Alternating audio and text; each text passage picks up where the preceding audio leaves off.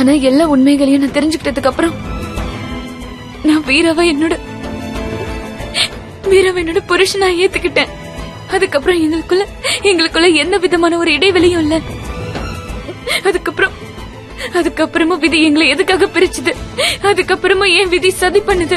அதுக்கப்புறமா ஜனவ கல்யாணம் பண்ற மாதிரி என் வாழ்க்கை ஏன் ஆயிடுச்சு? ஒத்துக்கிறேன், இந்த கல்யாணம் வெறும் போலி கல்யாணம் தான். இருந்தாலும் இந்த விளையாட்டு எனக்கு பிடிக்கல.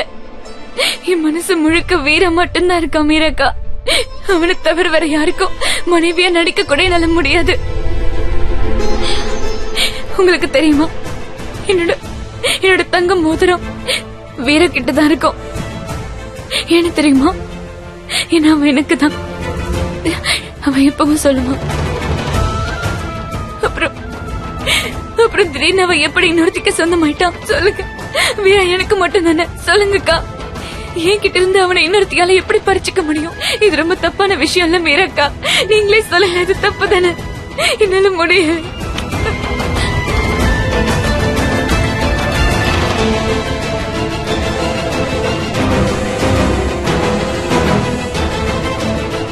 பவானி, இதுக்கு மேல நான் பலவீனமா இருக்க மாட்டேன் மீராக்கா. என்னோட ஒரு நிமிஷம் முடிஞ்சு போச்சு. வணக்கம் பண்டிதரையா. வணக்கம். வணக்கம்.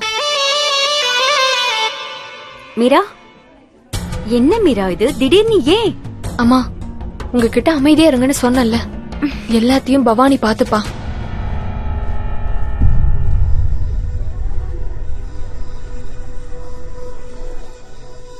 பவானி, இதெல்லாம் பண்றதுக்கு ரொம்ப தேங்க்ஸ். நீ இந்த போலி கல்யாணத்தை ஏன் பண்றன்னு தபீஷ் சொன்னா. வீராவை காப்பாத்த நமக்கு இதை தவிர வேற வழி இல்ல. அந்த சந்திராவால கண்டிப்பா நம்ம வீராவுக்கு ஆபத்து தான் நடக்கும். அதனால தான் இவ்வளவு நாள் வீராவை நிலா கிட்ட மறைச்சு வச்சேன். இத உங்ககிட்ட நான் எப்படி சொல்ல முடியும்? அவ வீராவுக்கு எந்த அளவுக்கு ஆபத்தானவன்னு உனக்கு தெரியாது பவானி. என் விருப்பம் எல்லாம் ஒண்ணுதான். இந்த போலி கல்யாணத்தை பார்த்து வீரா கண்டிப்பா பதட்டமாய் திரும்ப வரணும். அப்பா, நீங்க எதுக்கும் கவலைப்பட வேண்டாம். கண்டிப்பா நடக்கும். நம்ம வீரா பவானி மேல பைத்தியமா இருக்கான். கல்யாணத்தை கண்டிப்பா நடக்க வர மாட்டான். So don't worry. ஆமா, இப்ப வீரா அந்த சந்திரா பேச்சை கேட்டு ஒருவேளை ஏமாந்திருக்கலாம். ஆனா அவன் மனசுக்குள்ள எப்பவுமே பவானி தான் இருப்பா. வேணா பாருங்க, பவானி ஜனாவை கல்யாணம் பண்ணிக்க போறாங்கிற விஷயத்த கேள்விப்பட்ட உடனே அவன் எல்லாத்தையும் விட்டு இங்க ஓடி வந்துருவான்.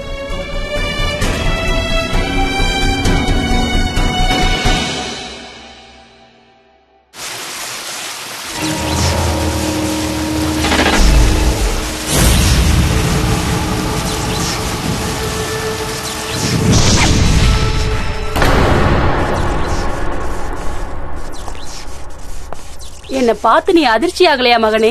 அதிர்ச்சியும் இல்ல, பயமும் இல்ல. நீ பவானியோட பிடியில் தானே இருக்க. உன்னால அங்க இருந்து வர முடியாதுன்னு தெரியும். நேரம் மாறுறதுல பச்சோந்தியே நீ தோக்கடிச்சிருவ. முதல்ல நீ ஏன் கூட இருக்கிறன்னு எல்லார்கிட்டே சொன்ன. அதுக்கப்புறம் கட்சி மாறி அவங்க கூட சேர்ந்துக்கிட்ட. வீரா கிட்ட கேட்டு இருந்த, அவளுக்கு ஆர்டர் போட சொன்ன. அதுக்கப்புறம் தான் வீரா மேல இருந்து கீழே விழுந்தான். ஆனா அபூர்வன் என்கிட்ட சொன்னதுதானே நான் செஞ்சேன். என் இச்சாதாரி சக்தி மேல நான் நம்பிக்கை வச்சேன். இதுக்கெல்லாம் நான் தான் காரணம் ஆயிட்டேனா? இதெல்லாம் ஒருவேளை? அதையெல்லாம் இப்ப பேசி எந்த பலனும் இல்ல. இப்படி சொல்லிட்டு போனா எப்படி மாமா? எனக்கு அவர் கண்டிப்பா வேணும். நீங்க என்கிட்ட உண்மையை சொல்லிதான் ஆகணும். நீங்க ஒருவேளை என்கிட்ட சொல்லலன்னா நீங்க என்னெல்லாம் செய்றீங்கன்னு நான் வீரா கிட்ட சொல்ல வேண்டியது வரும். நீங்க செய்யற எல்லா கெட்ட வேலைகளையும் எனக்கு தெரியும். நீங்க எல்லாத்தையும் வீரா கிட்ட இருந்து மறைச்சு வச்சிருக்கீங்க. ஆனா நான் அவன் கிட்ட எல்லாத்தையுமே சொல்லி. நீ எப்படி சொல்லுவ? அவன் நான் சுய நினைவுல இல்லையே. அவனுக்கு நினைவு வந்தது நான் சொல்லுவேன். வந்ததும் கண்ணு முடிச்சதும் சொல்லுவன்ற. ஆனா அது எதுவுமே நமக்கே இல்லையே. சரி, அவன் கண்ணு முடிச்சாதானே சொல்லுவேன். மாமா, எனக்கு என் கேள்விக்கான பதில் வேணும். இங்க பாரு பவானி, இங்க யாரும் எந்த தப்பும் பண்ணல. வீராவை திரும்ப வர வைக்கிறதுக்கு என்னென்ன பண்ணுமோ அதான் செஞ்சுங்க. ஆனா விதிய மாத்த யாராலையும் முடியாதே. புரியல. அப்படின்னா இதெல்லாம் விதியில எழுதிருக்குன்னு சொல்றீங்களா? இல்ல, நான் ஒத்துக்க மாட்டேன். ஒருவேளை அப்படி இருந்தா கூட என் விதியை மாத்த எல்லா வழியிலயும் முயற்சி பண்ணுவேன். ஏன்னா வீர திரும்ப வருவான்னு யாரும் நம்பல. ஆனா நான் நம்பினேன். ஆனா நான் நம்பின மாதிரி தான் எல்லாமே நடந்துச்சு. தெரிஞ்சுக்கோங்க. அப்பா, பவானி சொல்றது சரிதான். அப்பா, பவானியோட நம்பிக்கை தான் ஜெயிச்சது. அவ காதலும் ஜெயிச்சிருச்சு. அதனாலதான் வீரா இப்ப திரும்பி வந்திருக்கான். வீரா திரும்ப வந்துட்டான். ஆனா எல்லா பிரச்சனையும் இனிமேதான் வரப்போகுது. இங்க பாரு பவானி, வீரா வானத்துல இருந்து கீழே விழல, வானமே இடிஞ்சு நம்ம தலைமையில விழுந்திருக்க. சில கெட்ட சம்பவங்கள் நம்ம கண்ணை நேருக்கு நேரா பார்த்து கண்ணு வழியா நமக்குள்ள இறங்கிடும். ஆனா நம்ம தப்பிக்கிறதுக்கான எல்லா வழியும் அதுக்குள்ள நம்ம கைய விட்டு போயிடும். என்ன மாமா நீங்க என்னென்னமா சொல்றீங்க? நம்ம லேட்லாம் பண்ணல. வீரா தான் திரும்ப உடனே வந்துட்டான்ல. உடனே திரும்ப வந்துட்டானா? உண்மையாவா? ஆனா அப்பா, இங்க பாரு தபேஷ், இந்த கேள்விக்கெல்லாம் என்கிட்ட எந்த பதிலும் இல்ல. என்கிட்ட மட்டும் இல்ல, யாருக்கிட்டையும் இல்ல. மாமா காலம் போயிடுச்சா? மாமா என்ன சொல்றாரு?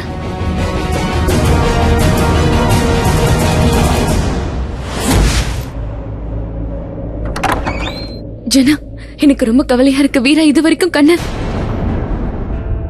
ஜனா ப்ளீஸ் என்ன மன்னிச்சிரு. நான் முதல்லயே நீ எனக்கு பண்ண ஹெல்ப்காக நான் உனக்கு தேங்க்ஸ் சொல்லியிருந்திருக்கணும்.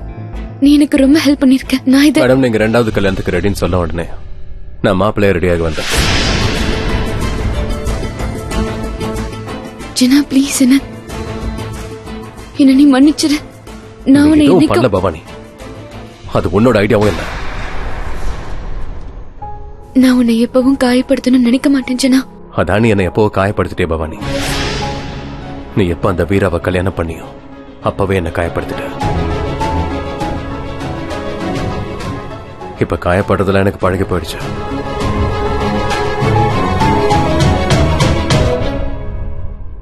ஐயோ பவானி, எனக்கு எதுவுமே இல்ல. நீ என்ன காயப்படுத்தவே இல்ல. நானும் ரொம்ப நல்லா இருக்கேன். நீ என்ன பயன்படுத்திக்கவும் இல்ல.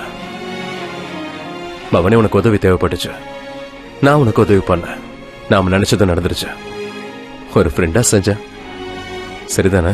ஜனா தேங்க்யூ சோ மச். ஜனா நீ எனக்கு செஞ்ச உதவிகளை நான் எப்பவும் மறக்கவே மாட்டேன். தேங்க்யூ.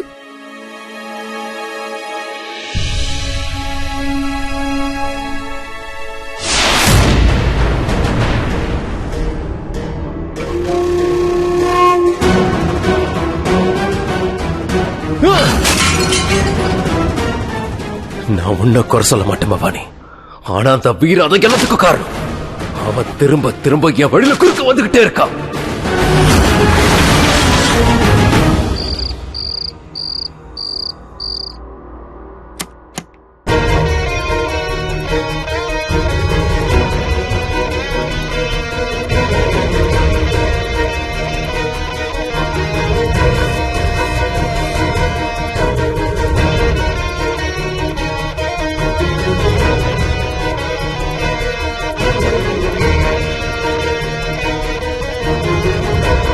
தெரியும், ஆனா படு ப்ளீஸ். நீ கொஞ்ச நேரம் ரெஸ்ட் எடு ப்ளீஸ்.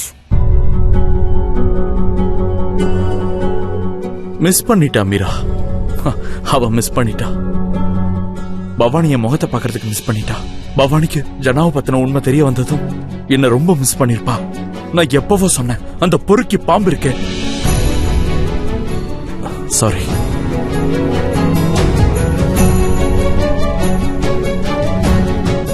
பவானிக்கு எதுவும் ஆகக்கூடாது. அவளுக்கு எதுவும் ஆகாது.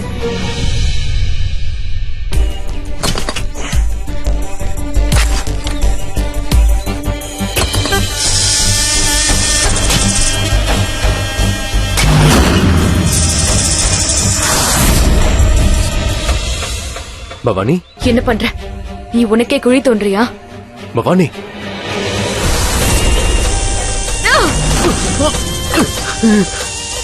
என்ன பண்ற? புதுசா ஏதோ சதி திட்டம் திட்டுறியா? வீராவை கொல்ல புதுசா எதையாவது அனுப்ப போறியா? பவானி நீ என்ன சொல்ற? எதையாவது உளறாத. வாய மூடு. ஏமாத்துக்கார திருட நீ. பவானி நீ என்ன பண்ற? நான் சொல்றத முதல்ல கேளு. இனிமே எந்த பேச்சும் கிடையாது. முடிவை மட்டும்தான் எடுத்தாகணும். இது எல்லாமே ஏன் தப்புதான். நீ யாருங்கிற உண்மை தெரிஞ்சதுக்கு அப்புறமும் நான் உன்னை நம்பினேன். வீரா என்ன தடுத்தும் அதை கேட்காம நான் உனக்கு வாய்ப்பு கொடுத்தேன். உன்னை நம்பவே கூடாதுன்னு அவன் என்கிட்ட தெளிவா சொன்னான். உன் புத்திய நீ காட்டுவன்னு சொன்னான். நான் நம்பல. ஆனா நீ திருந்தவே இல்ல. நான் உனக்காக இறக்கப்பட்டேன். ஆனா நீ உன் உண்மையான குணத்தை காட்டிட்ட, உன் முகத்தை காட்டிட்ட, என்ன நல்லா ஏமாத்திட்ட. இல்ல பவானி. ஆமா, ஆனா இந்த தடவை நீ என்ன காயப்படுத்தல. இந்த தடவை நீ என்னோட வீராவை காயப்படுத்திருக்கே, அதுக்கான தண்டனை மரணம் மட்டும்தான். பவானி வேணாம், முதல்ல சுத்தி எல்லாத்தையும் பாரு. நான் உனக்கு உதவிதான் பண்ண, நல்லா சுத்தி பாரு. மார்க்காட்ட நீ அடைச்சு வச்ச அதே இடம் தான் இது. அது கூட உனக்கு தெரியலையா? எனக்கு நல்லா தெரியும், வீராவை நிலவுக்கு அனுப்பி வச்சது இந்த மார்க்காட் தான். ஆனா இப்ப அவ தப்பிட்டா. நம்பிக்கை இல்லைன்னா நீ போய் பார்ப்போ.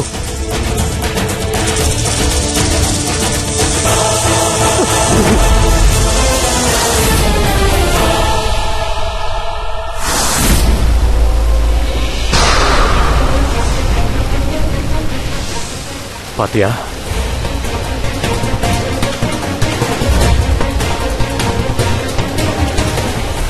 ஓடி போயிட்டால பவானி. நான் தான் சொன்னல, அந்த விசித்திர ஜீவி அனுப்பி வச்சதே மார்க்காட்டா. வீராவோட நிலைமைக்கு அவதான் காரணம். இல்ல பவானி, நான் சொல்றது நம்ப, நான் ஒண்ணும் போய் சொல்லல. இல்ல, இனிமே நான் முன்ன மாதிரி உன்னை எப்பவும் நம்ப போறது கிடையாது.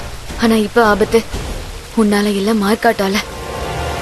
மார்க்காட் இங்க இருந்து தப்பிச்சிட்டானா அப்ப அதுக்கு அர்த்தம் வீராவோட உயிருக்கு ஆபத்து. நான் அதை தடுத்தே ஆகணும். வீராக்கு ஆபத்து, ரொம்ப பெரிய ஆபத்து.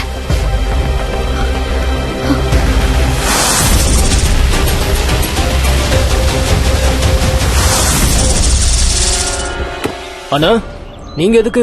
வீரா, உனக்கு தான் ஜூஸ் கொடுத்து விட்டனே, குடிச்சிட்டு ரூம்ல இருக்கலாம்ல. நான் உங்க கூட வருவேன் தபிஷ் அண்ணன். நீங்க இன்வெஸ்டர்ஸ் பார்க்க போறீங்கன்னு எனக்கு தெரியும். ப்ராப்பர்ட்டி பாரிக்ஸ் ஃபேமிலி கிட்ட போக கூடாது. சோ நான் கண்டிப்பா வருவேன். ப்ளீஸ் தபிஷனா, நமக்கு ஆல்ரெடி லேட் ஆயிடுச்சு. உங்களுக்கு தான் வீராண்ணனை பத்தி தெரியும்ல, அவர் கேட்க மாட்டாரு. அவர் தோன்றதுதான் செய்வாரு. போலாம். நான் வந்தாதான் சரியா இருக்கும். சரி வாங்கண்ணா.